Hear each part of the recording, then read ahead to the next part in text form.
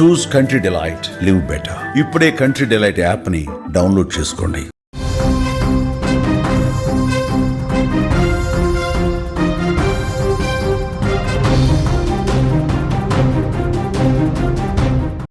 Breaking news చూస్తున్నాం. హైదరాబాద్ లో దారుణ ఘటన చోటు చేసుకుంది. సర్ప్రైజ్ ఇస్తానని తండ్రిని కొడుకు చంపేశాడు. బెట్టింగ్ యాప్ల్లో భారీగా డబ్బులు పోగొట్టుకున్నాడు రవీందర్. తండ్రి అడగడంతో ఫ్రెండ్స్ కి ఇచ్చానని అబద్ధం చెప్పాడు.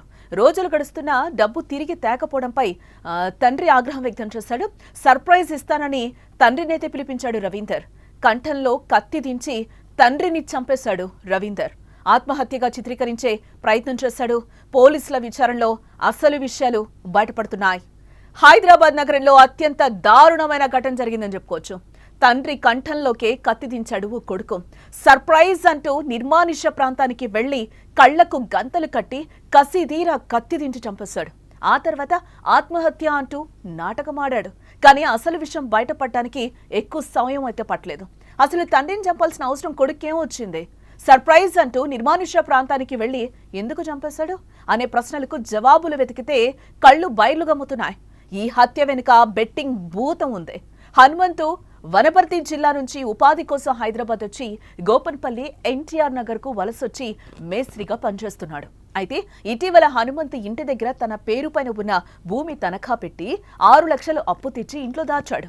ఇది గమనించిన కొడుకు రవీందర్ పలు బెట్టింగ్ యాప్ల్లో డబ్బులు పోగొట్టుకున్నాడు. 6 లక్షల మీద కన్నేసిన రవీందర్ పలు దఫాలుగా 2.5 లక్షలు కాజేశాడు కూడా. గమనించిన తండ్రి గట్టిగా మందలిస్తే ఫ్రెండ్స్ కి ఇచ్చాను, ఎక్కువ వడ్డీ ఇస్తారంటూ నమ్మించాడు. రోజులు గడుస్తున్నా డబ్బు తిరిగి రాకపోవడంతో రవీందర్ పై తండ్రి హనుమంతు ఒత్తిడి పెంచాడు.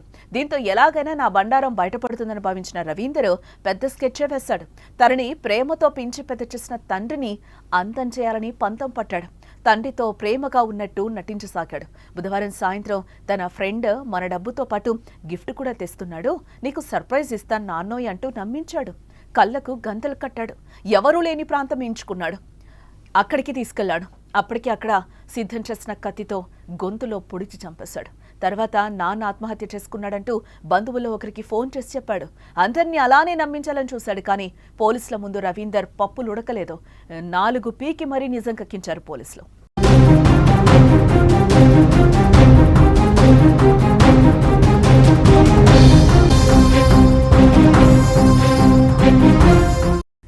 హనుమంతుకు భార్య జములమ్మ అలాగే కొడుకులు రవీందర్ సంతోషిలున్నారు. హనుమంత్ ఇటీవల తన భూమిని కూదబెట్టి 6 లక్షలు అప్పు తీసుకుని ఇంట్లో పెట్టాడు.